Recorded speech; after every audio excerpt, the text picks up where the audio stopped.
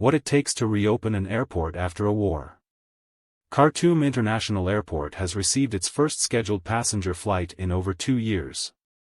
The airport closed during Sudan's civil war.